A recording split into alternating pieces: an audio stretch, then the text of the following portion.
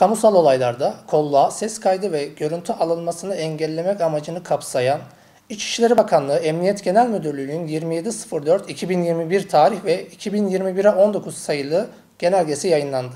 Genelgenin yayınlanma amacı özel hayatın gizliliği ve kişisel veri ihlallerini önlemek. Ayrıca kolluğa eylemin veya durumun niteliğine göre kayıt yapan kişileri engellemeleri, kanuni şartlar oluştuğunda adli işlem yapmaları hususu vurgulanmıştır.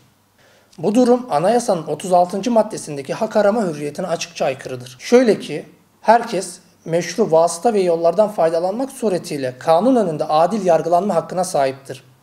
Ancak bu genelge şahısların adil yargılanma hakkına müdahale etmektedir. Davada taraflardan biri diğerine göre daha zayıf duruma düşmektedir. Bu da silahların eşitliği ilkesine aykırıdır.